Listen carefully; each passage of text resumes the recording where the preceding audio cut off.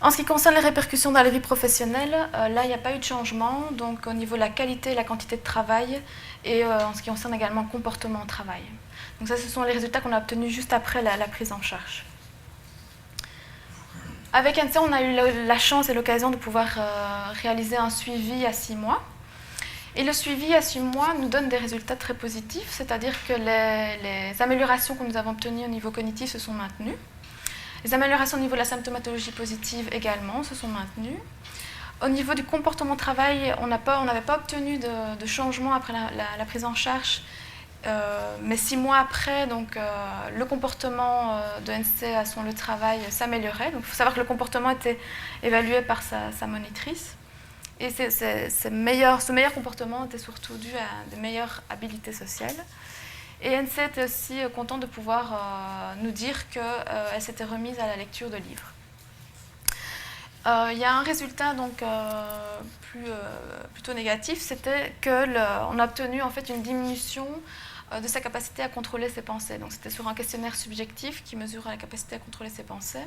Ici, nous, on pourrait peut-être émettre l'hypothèse que nous avons essentiellement travaillé avec NC les processus cognitifs et que peut-être que la présence de croyances métacognitives dysfonctionnelles chez NC pourrait entraîner ce retour à une faible capacité à contrôler ses pensées. Voilà donc pour la première étude de cas. Je vais passer à la deuxième. Donc ici, pour vous montrer un peu vraiment comme la diversité des plaintes, enfin, les plaintes peuvent être vraiment différentes d'une personne à l'autre et les types de prise en charge également.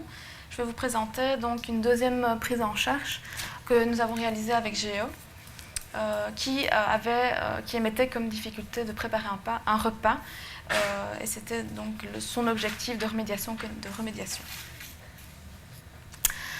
GE donc, est un homme de 39 ans, célibataire, qui vit en habitation protégée depuis 8 ans.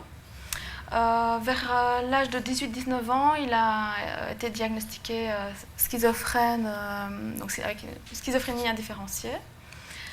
Au moment de l'étude, NC n'avait pas une symptomatologie prononcée, il avait surtout de l'anxiété assez importante.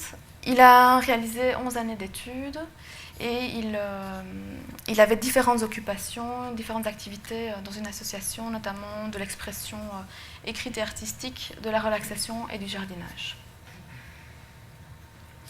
Donc, première étape de notre approche de remédiation, c'est de pouvoir mettre en évidence les difficultés rencontrées par les patients dans leur quotidien. Ici, avec GEO, nous avons administré un questionnaire qui est nouvellement conçu et qui a été validé très récemment, qui s'appelle donc le questionnaire général Profintex. C'est un questionnaire très intéressant qui permet de passer en revue 87 activités de la vie quotidienne, dans différents domaines. Donc, on applique ce questionnaire-là, on va l'administrer à la fois avec le patient, chez le patient, et si possible auprès d'un accompagnant. Pour chaque activité, on va essayer de relever tout d'abord si la personne présente des difficultés dans cette activité. On va mettre en évidence la gravité des difficultés, donc ça va être coté de 1 à 5. Donc ça peut être des difficultés d'ordre d'initiation, d'omission, d'exécution ou alors une grande persévérance ou un manque total d'autonomie. On va pouvoir mettre aussi également en évidence la charge objective et subjective rencontrée par l'accompagnant suite aux difficultés du patient. Et enfin, mettre en évidence aussi l'importance pour le patient de l'activité dans un but de remédiation. Ce questionnaire a permis de mettre en évidence chez GEO différents types de difficultés. Donc, il avait des difficultés pour préparer un repas. C'était surtout des difficultés de flexibilité et d'oubli. Des difficultés également en ce qui concerne la lessive. Donc, il n'arrivait pas à faire des lessives correctes. Il oubliait chaque fois de trier son linge. Au niveau du nettoyage de la maison, donc il avait des difficultés d'initiation, de flexibilité et souvent il n'allait pas jusqu'au bout de ses actions. En ce qui concerne les courses, là il y avait un manque total d'autonomie, donc les courses étaient réalisées avec son intervenant. Et il avait également des difficultés de concentration durant la lecture. GE présentait donc différentes difficultés, mais la plus importante pour lui, c'était la préparation de repas dans sa vie quotidienne, qui lui créait quand même beaucoup d'anxiété, étant donné qu'il devait préparer des repas pour ses cohabitants. C'était donc son objectif de remédiation. La deuxième étape, nous avons réalisé un bilan cognitif donc pour mettre en évidence les processus déficitaires, mais également les processus intacts et éventuellement des facteurs d'optimisation. Le bilan a montré que GE présentait des problèmes au niveau de la mémoire épisodique verbale, plus précisément l'apprentissage en mémoire. Les fonctions exécutives aussi montraient donc, des performances déficitaires. Donc on avait mesuré la flexibilité, l'inhibition et la planification. Et en ce qui concerne les fonctions attentionnelles, GE présentait des difficultés en alerte phasique, attention sélective et attention divisée. À côté de cela, GE présentait des capacités, de bonnes capacités de mémoire de travail, donc stockage et traitement. Il n'avait pas de difficulté au niveau de la flexibilité langagière et au niveau de la vitesse de traitement non verbale. Donc notre troisième étape est de pouvoir mettre en perspective les différentes données que nous avons récoltées. Donc il faut savoir qu'on a récolté des données au niveau du bilan cognitif, au niveau du questionnaire Profintech que je vous ai présenté. Et également, nous avons demandé à GE de réaliser un repas. Donc nous avons évalué en situation réelle la réalisation d'un repas par GE. Et ces différentes évaluations nous ont permis de mettre en évidence des points faibles et des points forts chez GE. Notamment, nous avons mis en évidence que GE présentait un manque de flexibilité et d'organisation dans des tâches complexes et nouvelles. Donc il avait des difficultés pour définir le but de la tâche, mais également pour séquencer un plan d'action. Il avait des difficultés aussi pour faire deux choses en même temps. Il négligeait le contexte, donc il ne prenait pas en compte les informations du contexte. Dans le cas ici de la préparation d'un repas, c'était la recette, donc il ne prenait pas assez en compte les différentes étapes qui étaient inscrites sur la recette.